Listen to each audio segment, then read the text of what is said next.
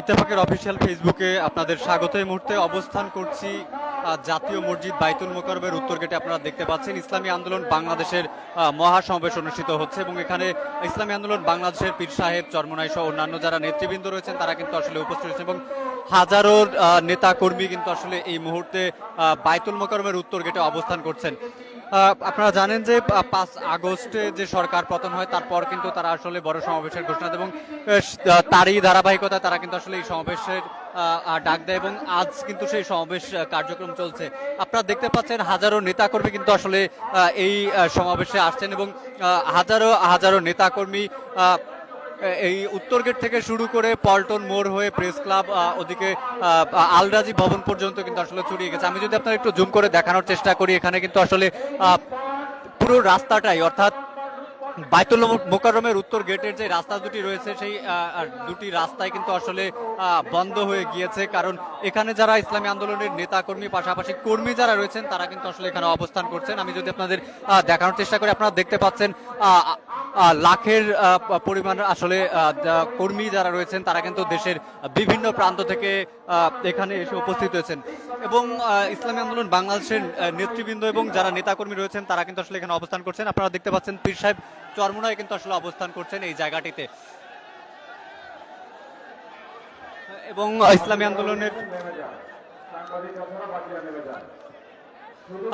আন্দোলনের যিনি চরমনায় পীর যিনি রয়েছেন এবং কেন্দ্রীয় নায়েবে আমির কিন্তু সহ অন্যান্য যে কেন্দ্রীয় নেতৃবৃন্দ তারা কিন্তু আসলে মঞ্চে রয়েছেন এবং আপনারা দেখতে পাচ্ছেন তারা কিন্তু আসলে বিভিন্ন বক্তব্য রাখছেন।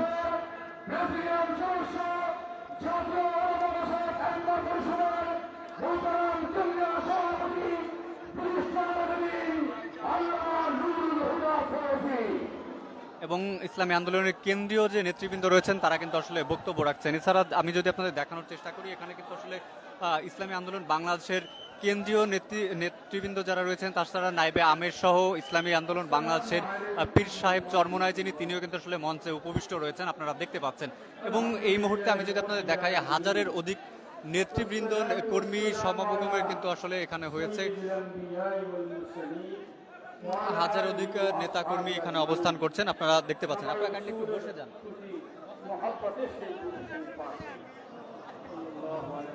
আপনারা আসলে এখানে কেন এসেছেন? আমরা এখানে আসি আমাদের ইসলামী আন্দোলনকে পরিপূর্ণ শক্ত করার জন্য, যাতে আমরা ইসলামী আন্দোলন ঐক্য হইয়া আমাদের দেশ স্বাধীনতার আল্লাহর জমিনে এসেছি।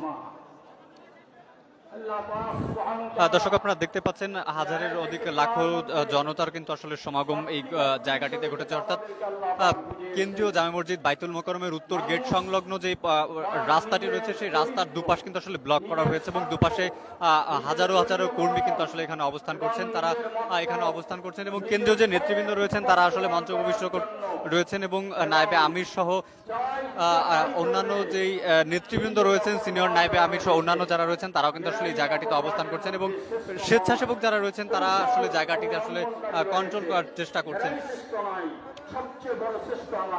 আমি যদি আপনাদের দেখানোর চেষ্টা করি, উত্তর গেট থেকে এই জায়গাটিতে যে সমাবেশ স্থল থেকে কিন্তু আসলে ওদিকে বিজয়নগরের মোড় পর্যন্ত আসলে দীর্ঘ লাইনটা চলে গেছে এবং মাইকের মাধ্যমে কিন্তু আসলে এটি প্রচার করা হচ্ছে এবং একে একে কিন্তু বিভিন্ন মিছিল নিয়ে বিভিন্ন অঞ্চলের নেতাকর্মী নেতৃবৃন্দ যারা রয়েছেন তারা কিন্তু আসলে এখানে উপস্থিত হচ্ছেন।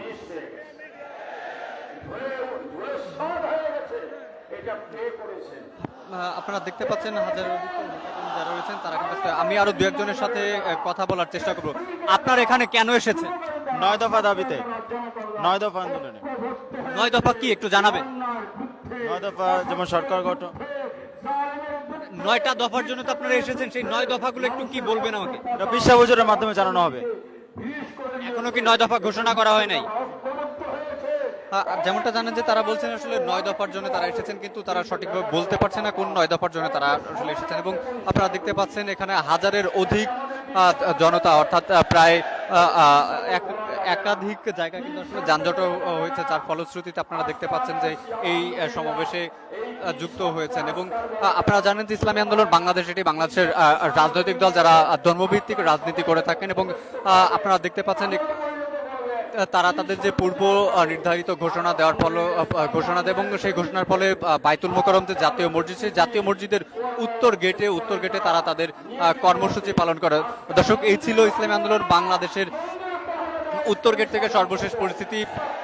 পরবর্তী পরিস্থিতিতে আপনাদের সাথে আবার যুক্ত হব। এতক্ষণ সাথে ছিলাম আমি মেহেদী হাসান।